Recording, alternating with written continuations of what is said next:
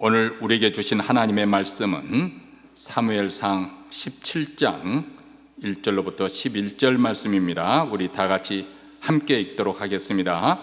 블레셋 사람들이 그 군대를 모으고 싸우고자 하여 유다에 속한 소고에 모여 소고와 아세가 사이에 에베스 담밈에 진침해 사울과 이스라엘 사람들이 모여서 엘라 골짜기에 진치고 블레셋 사람을 대하여 항우를 벌였으니 블레셋 사람은 이편 산에 섰고 이스라엘은 저편 산에 섰고 사이에는 골짜기가 있었더라.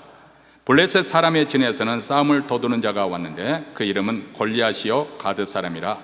그 신장은 6규빗 한 뼘이요 머리는 노투구를 썼고 몸에는 어린 갑을 입었으니 그 갑옷의 중수가 놋 5,000세겔이며 다리는 녹 경갑을 쳤고 어깨 사례에는 놋 단창을 메었으니 그 창자루는 배틀채 같고 창날은 철 600세겔이며 방패든 자가 앞서 행하더라. 그가 서서 이스라엘 군대를 향하여 외쳐 가로되 너희가 어찌하여 나와서 항우를 벌였느냐? 나는 블레셋 사람이 아니며 너희는 사울의 신복이 아니냐? 너희는 한 사람을 택하여 내게로 내려보내라. 그가 능히 싸워서 나를 죽이면 우리가 너희의 종이 되겠고 만일 내가 이겨 그를 죽이면 너희가 우리의 종이 되어 우리를 섬길 것이니라. 그 블레셋 사람이 또 가로되 내가 오늘날 이스라엘 군대를 모욕하였으니 사람을 보내어 나로 더불어 싸우게 하라 한지라. 사울과 온 이스라엘이 블레셋 사람의 이 말을 듣고 놀라 크게 두려워하니라. 아멘. 성도 여러분, 우리는 최근 뉴스에 북가주 실리콘밸리를 중심으로 해서 대규모 해고 소식을 계속해서 듣고 있습니다. 한때 혁신과 미래의 상징이었던 글로벌 기업들이 수천 명씩 사람들을 내보내고 있습니다. 그들은 자신의 그 직업이야말로 평생 직업이라고 생각했었는데 하루아침에 직장에서 쫓겨나는 것이지요.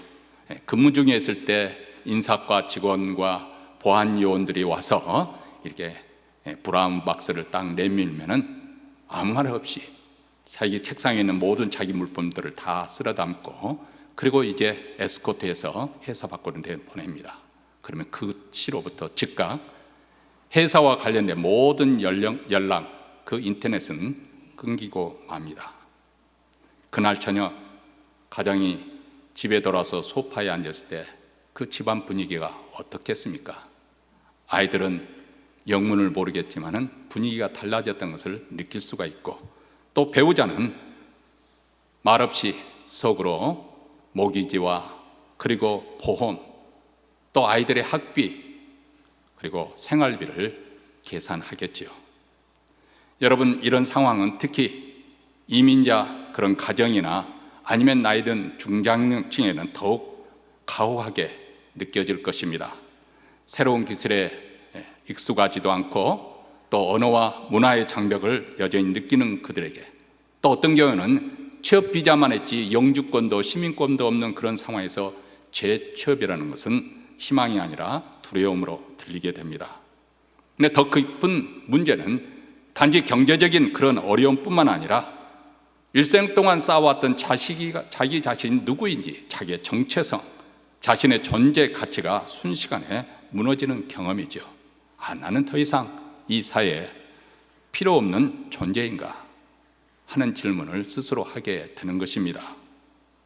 우리는 지금 기술이 인간의 자리를 대체하고 있는 아주 빠르게 변화하고 있는 그런 시대에 살고 있습니다. 몬트리올에 사는 우리는 또 은퇴하신 여러분들은 별로 그것을 느끼지 못하려는, 그래서 제가 여러분과는 별로 상관없이 들릴지라도 세상이 어떻게 돌아가고 있는지는 알고 있어야 될 것 같아서 이런 말씀을 드리는 것입니다. 인공지능이 우리의 판단을 지금 대신해 주고 있습니다. AI에 물어보면 모든 것을 다 답변을 해줍니다. 알고리즘이 우리가 어떤 선택을 할 것인지 그것을 미리 예측을 해줍니다. 데이터는 우리의 미래를 계산해 주고 있습니다. 지금 자녀들이 대학교 가고 있는데 그 자녀들이 지금 배우고 있는 그 전공이 아마도 졸업할 때쯤 되면은 더 이상 이 사회에 쓸모가 없는 그런 전공으로 변할 수 있는 그런 두려움이 지금 현실적인 문제입니다. 그래서 제가 뉴스에 듣기로는 고등학교 데리고 있는 학부모들이 염려가 많다고 그래요. 애들이 어떤 공부를 해야 될 것인지, 어떤 전공을 취해야 될 것인지. 한때는 잘 나갔던 그런 전공인데 순식간에 쓸모없게 되는 그런 상황에 지금 우리가 직면하고 있습니다. 이런 시대에 세상은 끊임없이 우리에게 말을 하지요.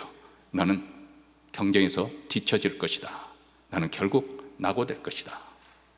이것은 경제적인 불안뿐만 아니라 근원적으로 존재에 대한 불안이요, 두려움입니다. 그리고 이것이 바로 말로 우리가 2026년 마주해야 될 골리앗이죠. 블레셋의 싸움꾼 골리앗은 단지 거대한 최고의 거인일 뿐만 아니라 현재 이것은 우리를 압도하는 그런 환경과 시스템, 그리고 문화와 분위기, 그리고 우리 마음속에 있는 깊은 불안과 두려움으로 나타나고 있습니다. 사무엘상 17장은 이스라엘 백성들이, 이스라엘 군대가 골리앗 앞에서 아무것도 하지 못하고 두려움에 사로잡혀 있는 것처럼 오늘날 많은 사람들이 눈에 보이는 이 거대한 변화, 그리고 현실적인 그 문제 앞에서 어쩌면 영적으로 무장해제된 채 서 있는 것은 아닌지.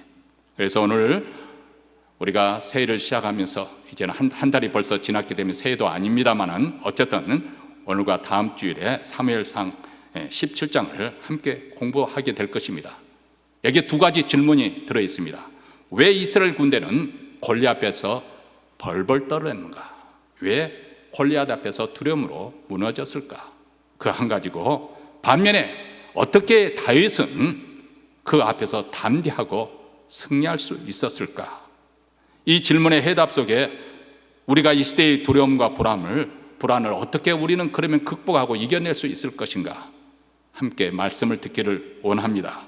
자, 오늘 본문 4절부터 7절로 돌아가 봅니다. 여기 보면 이스라엘 침공한 블레셋 군대가 내세운 싸움꾼 골리앗에 대한 아주 상세한 묘사가 나와 있습니다. 그의 모습은 아주 압도적이죠.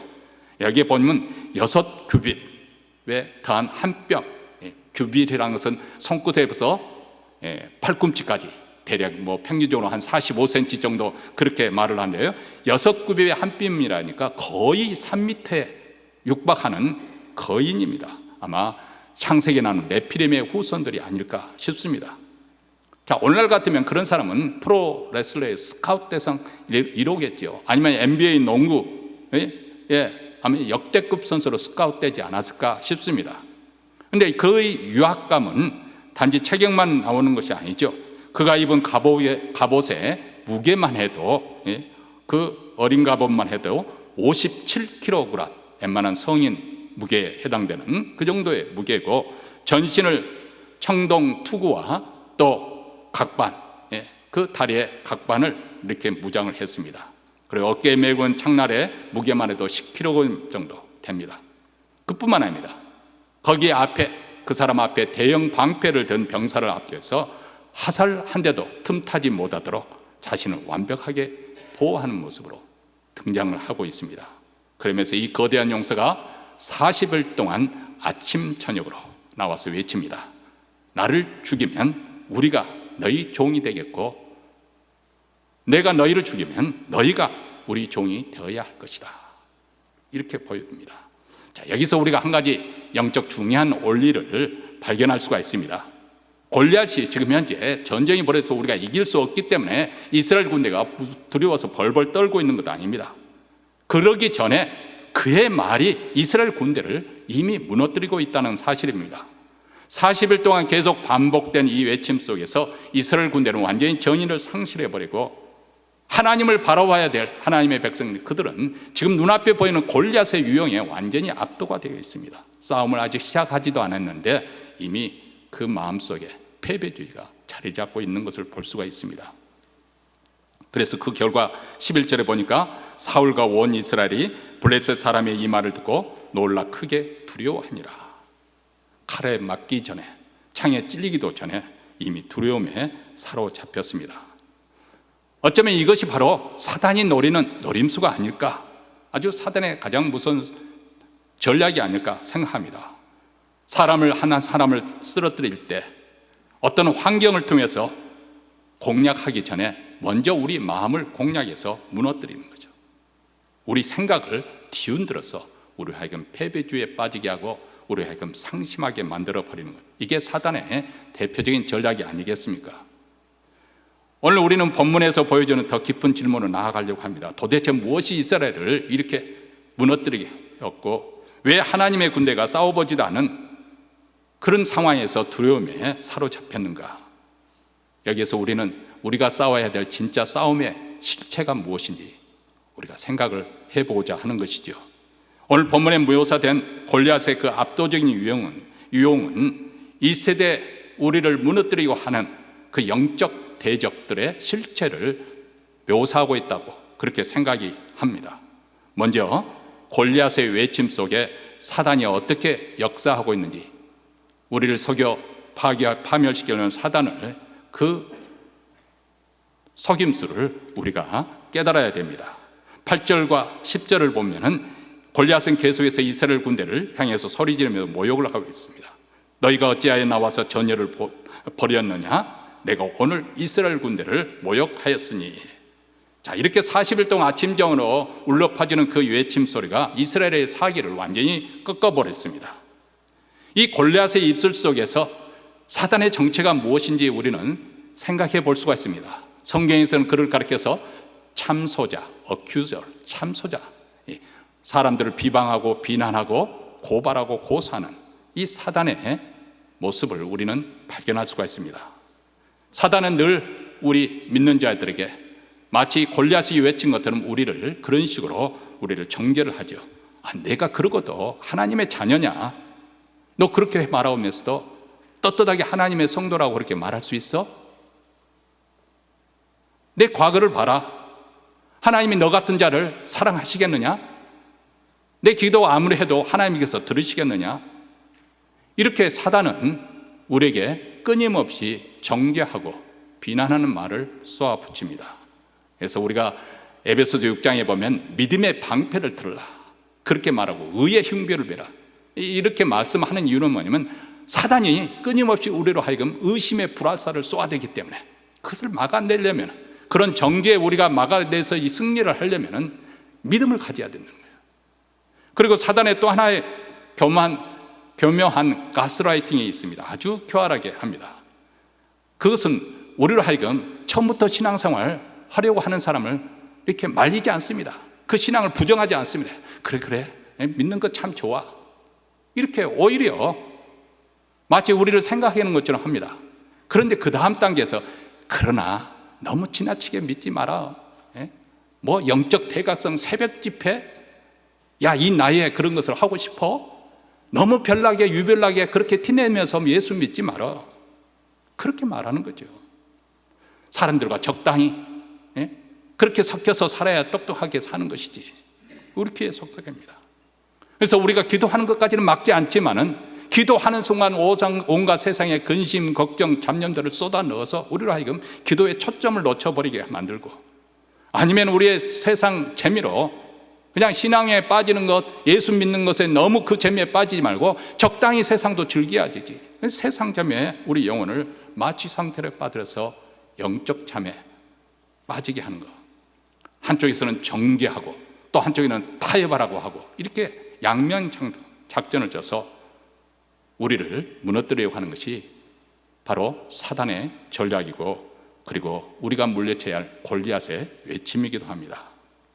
두 번째로 골리앗의 갑옷은 무엇을 상징하고 있냐면, 하나님을 대적하고 있는 세상 시스템, 체계, 조직, 이것을 말씀해 주고 있는 것이죠.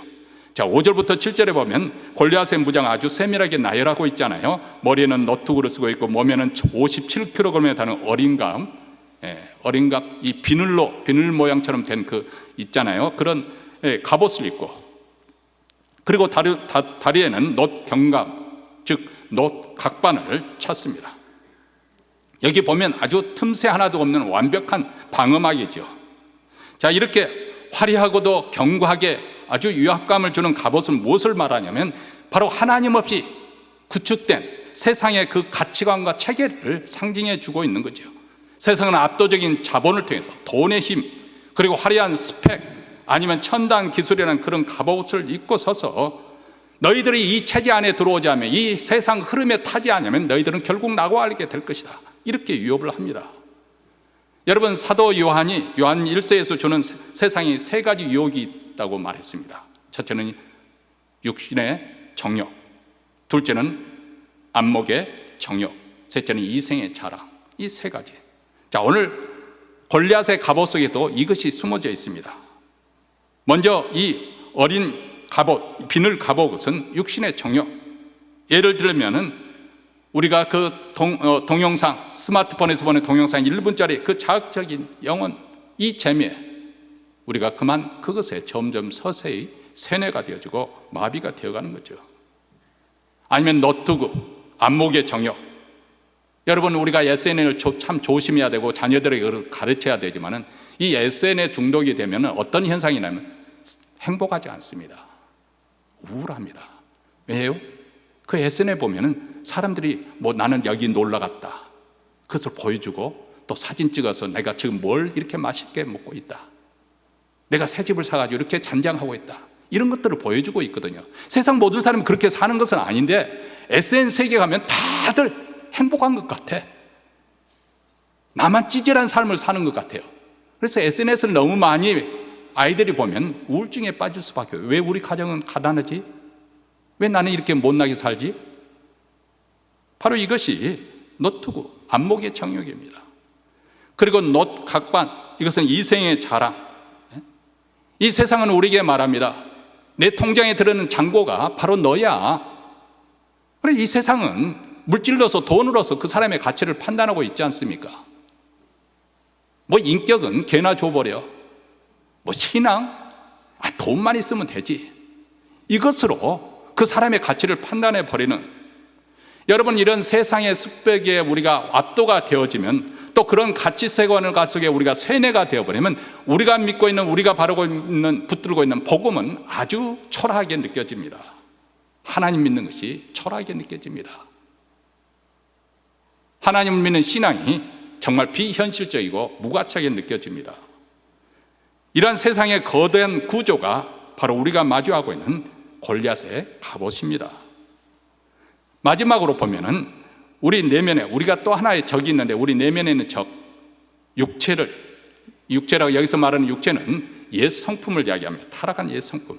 여기에 보면 7절 끝부분에 아주 흥미로운 묘사가 나오지요. 방패든 자가 앞서 행하였더라. 그러니까 당대 최고의 용사였던 골리앗이 자신을 그렇게 철저하게 무장하고도 그것이 부족해서 또 방패든 소년을 세워서 아주 큰 방패를 고 화살 하나라도 들어오지 못하도록 이중 삼중 방어막을 치고 있습니다.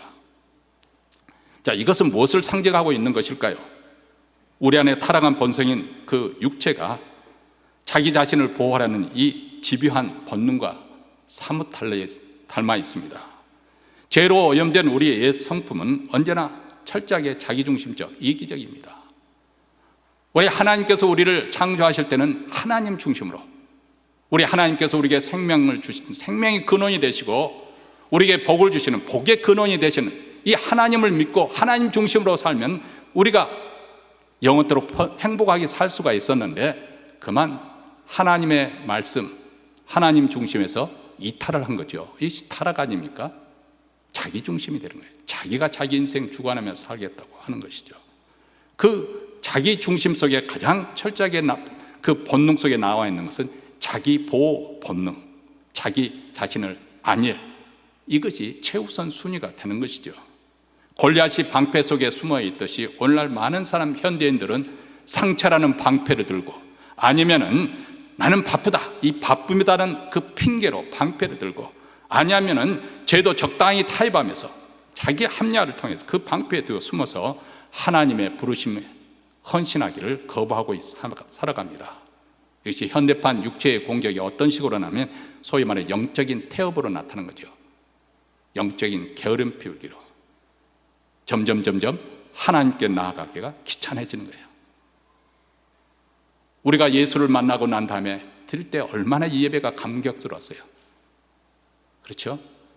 물론 예배가 흥미진진하고 감격스럽고 그렇게 되려면 사회를 보고 있는 말씀처럼 목사가 가장 큰 책임이 있다고 생각이 되어집니다. 그래서 저도 저 자신을 위해서 늘 기도해야 되고, 또 성도들이 저를 위해서 기도하는 것도 바로 그것 아니겠습니까? 하나님께서 저를 그렇게 세워주셨으니까. 그러나 사실 어떻게 보면은 또 성도들도 준비를 해요. 예배 시간에 은혜를 받으려면 예배 전에 준비를 합니다. 요즘 찬양이 아주 뜨겁잖아요. 그 찬양을 들고 우리 마음이 완전히 열리고 지난 한 주 동안을 돌이켜보면서 반성하고 회개하고 그래 깨끗한 마음으로 찬양할 준비가 돼 있고 말씀을 들을 준비가 돼 있고 순종할 준비가 돼 있는, 그렇게 우리가 준비를 해야 하는 것이죠. 사실 우리가 은혜 충만하게 되면 그 교회당 문을 열기도 전에 교회당에 벌써 들어올 때부터 하나님의 임재가 느껴지는 거예요. 제가 대학교 다닐 때 후배가 한국에 여름에 갔다 왔어요. 그래서 어느 교회를 방문하고 나면 간증을 해주는데 그 교회 딱 들었는 건 하나님이 이 교회에 함께 하시는구나 느껴지더라는 거예요. 우리도 그런 교회 되었으면 좋겠고, 그래서 우리가 늘 기도하잖아요. 그렇죠? 합심해서 하나님의 영광이 나타나는, 하나님의 임재가 나타나는. 그런데 우리가 영적으로 점점 게을러지면은 하나님께 나아가는 것이 귀찮아지는 거예요. 예배 드리는 것이 짐으로 느껴지는 거죠. 기도보다는 침대의 편안함을 더 선택해야 됩니다. 그러면서도 남들도 다 그렇게 하는데 이렇게 합리화하라는 방패 뒤에 숨어버립니다. 골리앗이 방패 뒤에 본인의 안전을 깼듯이 우리 안에 있는 육체는 이런 거룩한 변화를 거부하고 우리를 본능의 노예로 붙잡아 두려고 하는 것이죠. 여러분, 오늘날 골리앗은 멀리 있는 것이 아닙니다. 나를 정죄하는 사단의 목소리 속에, 나를 압도하는 세상의 화려한 지표 속에, 그리고 편안함을 추구하는 우리 마음의 방패 속에 숨어 있는 것입니다. 이 완벽한 무장 앞에서 이스라엘 군대는 절망하고 뒷걸음치고, 바로 이 지점이 어떤 의미에서는 신앙과 불신앙의 분기점이 이루어진다고 생각이 되어집니다. 바로 이런 위기가 있어야만이 정말 그 사람이 하나님을 신앙한 사람이냐, 아니면 세상을 더 믿고 살았던 사람이냐, 눈앞에 보이는 그 환경에 도망치는 자가 있는가 하면 하나님을 바라보고 담대하게 나아가는 자가 있지 않습니까? 골리앗을 본 이스라엘의 반응은 어땠나요? 11절에 보니까 사울과 온 이스라엘이 블레셋 사람의 이 말을 듣고 놀라 크게 두려워하니라. 24절에 보면 더 처참하죠. 이스라엘 모든 사람이 그 사람을 보고 심히 두려워하여 그 앞에서 도망하며 구멍 속에 숨어서 숨게 급급하는. 그런데 여기서 우리 한 번 더 생각해 보십시다. 성경에 돌아가서, 여러분, 이스라엘 백성들이 누구입니까? 그들은 하나님의 백성들입니다. 하나님께서 그들을 불러주셨어요. 그래서 나는 내 하나님이 될 것, 너희는 내 백성이 될 것이다, 이렇게 언약을 맺은 하나님의 백성들입니다. 하나님께서 하나님의 백성이 될 때 가장 큰 축복은 무엇이냐? 내가 너를 함께 하겠다, 너희와 함께 하겠다. 이 말씀 속에 능축되는 의미가 무엇인지 아마 그들은 그 순간만은 까맣게 까먹고 말았던 것 같습니다. 사실 우리가 하나님의 자녀가 된 것이 얼마나 큰 권세인가, 그것이 얼마나 큰 영광인가, 우리 자신은 별로 돈 되는 것이 아니니까 별로 느끼지 못할 때가 있지만 원수 대적들은 오히려 그것을 더 크게 깨닫고 있습니다. 여호수아가 가나안 땅으로 들어가려고 할 때 정탐꾼을 보냈지 않습니까? 2명의 정탐꾼을 보냈는데 이 여리고성에 그 두 사람이 잠입을 했는데 라합이 그들을 숨겨줍니다. 그러면서 이스라엘 성내의 민심이 어떠한지, 가나안 땅에 있는 사람들의 민심이 어떠한지 이렇게 전하고 있습니다. 여호수아서 2장 9절에 있습니다. 여호와께서 이 땅을 너희에게 주신 줄을 내가 아느니라. 우리가 너희를 심히 두려워하고 이 땅 백성이 다 너희 앞에서 간담이 녹나니 이는 너희가 애굽에서 나올 때 여호와께서 너희 앞에서 홍해 물을 마르게 하신 일과 너희가 요단 저편에 있는 아모리 사람의 두 왕 시온과 옥에게 행한 일, 곧 그들을 전멸시킨 일을 우리가 들었습니다. 우리가 듣자 곧 마음이 녹았고 너희의 영고로 사람이 정신을 잃어나니 너희 하나님 여호와는 상천하지의 하나님이시니라. 자, 전쟁이 본격적으로 벌어지기도 전에, 시작하기도 전에, 아니 이스라엘 백성들이 이제 겨우 가나안 땅에 요단강을 건너서 여리고성을 이제 치려고 하는 그 순간에 이미 가나안 족속들은 간담이 녹았다, 두려움에 벌벌 떨고 있다. 왜요? 전능하신 여호와 하나님이 그들과 함께 있다는 그 사실로 인해서. 그분이 누구십니까? 그 당시 최강국인 애굽에 10가지 재앙을 내서 애굽을 폭삭 망하게 하신 분이십니다. 그분은 이스라엘 백성들을 가로막고 있는 홍해를 갈라서 마른 땅까지 건너게 하신 분입니다. 그리고 아모레 두 왕을 전멸시키신 하나님이십니다. 그래서 그들은 싸워보기도 전에 두려워서 간담이 녹았다. 근데 지금 현재 상황을 보면 그와는 정반대 상황이 벌어지고 있습니다. 오히려 사울과 이스라엘 백성들이 골리앗을 보자 간담이 녹고 말았습니다. 왜요? 하나님의 언약의 백성이라는 하나님이 약속하신 그 약속을 믿음으로 화합하지 못했기 때문에, 눈에 보이는 현실이 더 크게, 하나님보다 더 크게 보였기 때문에. 여러분, 우리가 하나님을 믿지 않고 불신앙이 우리의 마음을 사로잡으면 어떤 식으로 인생을 사는지 아세요? 그 사람들은 해마다 운세를 보겠다고 별자리를 보고 띠를 보고 점쟁이를 찾아서 점을 치고 그렇습니다. 왜 그럴까요? 두려움이 많기 때문에 그렇습니다. 미래에 어떤 일이 벌어질지 모르는 거거든요. 그래서 그들은 이사를 가도 나를 잡고, 결혼식을 해도 나를 잡고, 한 해에 또 기업가들도 기업할 때도 사장 이하 모든 직원이 모여가지고 제사상 벌려놓고 돼지머리 올리고 앞에서 절을 하잖아요. 두려우니까, 두려움이 있으니까. 근데 하나님을 믿는 신앙, 기독교의 신앙에서 말하는 것은 두려움을 내쫓는 거예요. 우리 하나님이 우리에게 말씀하시는, 두려워하지 말라, 내가 너와 함께함이니라, 무서워하지 말라, 나는 내 하나님이 됨이니라. 불신앙은 우리의 시선을 현실에 묶어두지만은 신앙은 우리로 하여금 하나님을 바라보게 하는 것이지요. 그 하나님을 믿음으로써 우리가 담대하게 되는 것입니다. 세상의 모든 그 숫자는 우리로 하여금 너는 별 볼 일 없어, 너는 끝장이 났어, 그렇게 말을 할지라도 내 뒤에 계시는 하나님은 골리앗보다 크시다, 이렇게 선언하게 하시는 것입니다. 모두가 골리앗 앞에 뒷걸음을 치러 한 그 분기점에서 전혀 다른 반응을 보였던 한 사람, 한 손이 등장합니다. 우리가 다음 주에 살펴보는 다윗입니다. 세상은 골리앗 앞에 무릎을 꿇었지만은 하나님에 대한 믿음을 가진 다윗은 아주 위대한 역전의 서막을 열어가는 것이죠. 사랑하는 성도 여러분, 우리가 사는 2026년 이 시대는 어쩌면 지식과 과학의 정점을 치달아가고 있는 그런 시대입니다. 그런데 역설적이게도 현대인들의 영혼은 그 어느 때보다도 기쁜 병에 든 것 같습니다.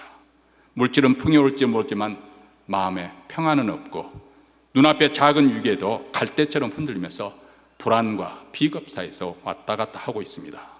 오늘 본문 이스라엘 군대를 보십시오. 그들은 무기가 부족해서, 물론 그것도 있겠으면 그것 때문에 떨었던 건 아닙니다. 하나님을 신뢰하는 믿음을 잃어버렸기 때문에, 그래서 골리앗이라는 그 환경에 압도되어서 비겁하게 숨어버린 것이죠. 오늘 우리가 기억해야 될 결정적인 사실 한 가지, 우리가 다음 시간에 보겠지만은 다윗이 골리앗을 쓰러뜨린 이 단순한 사건은, 야, 우리가 용기를 내서 골리앗을 쓰러뜨리자, 단순히 어떤 도덕적인 교훈을 주려고 하는 것이 아닙니다. 이 사건은 참된 다윗, 즉 우리 주 예수 그리스도의 승리를 미리 보여주는 하나의 예표론적인 사건입니다. 이스라엘 군대가 두려움에 떨면서 아무것도 하지 못했을 때 소년 다윗이 그들을 대신해서 전쟁터에 나아갔던 것처럼, 우리 인생들도 죄와 사망의 권세 앞에서 무력하게 어떤 것 하나 그것에 대항할 수, 싸울 수 없는 그 싸움에 우리 주 예수 그리스도께서 우리를 위해서 대신 싸워 주셨습니다. 그리고 그분은 십자가는 물맷돌로 사단의 머리를, 사단의 권세를 깨뜨리고 우리에게 승리를 선물하신 것이죠.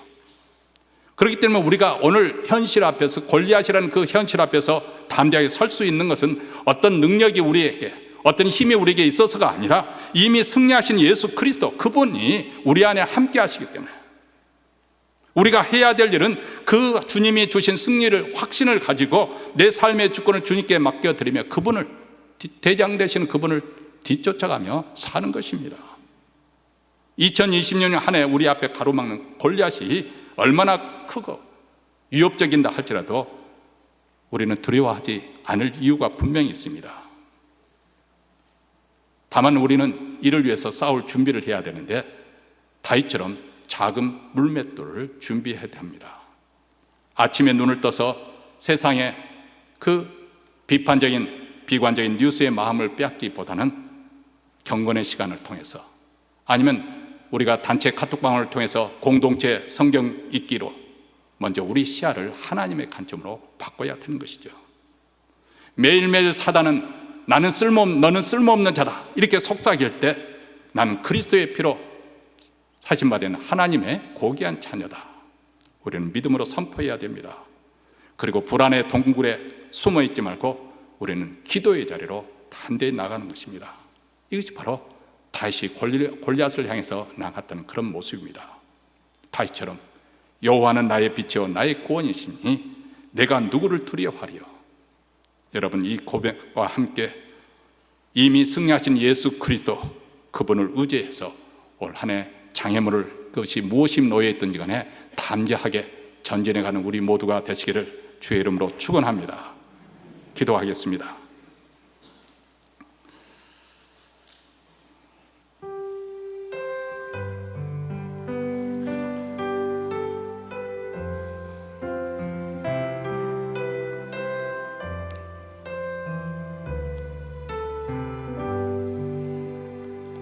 하나님 아버지, 우리는 세상의 그 외관적으로 화려함과 그리고 그 압도적인 위세 앞에서 자칫 없는 패배주의적인 생각을 갖기가 쉽습니다. 나는 아무것도 아니라고 스스로 낭망하고 하나님을 믿는 신앙에서 후퇴하는 저희들의 모습을 발견합니다. 오늘 말씀을 통해서 우리가 싸워야 될 골리앗이 무엇인가? 마귀의 그 속삭임, 세상의 유혹, 육체의 그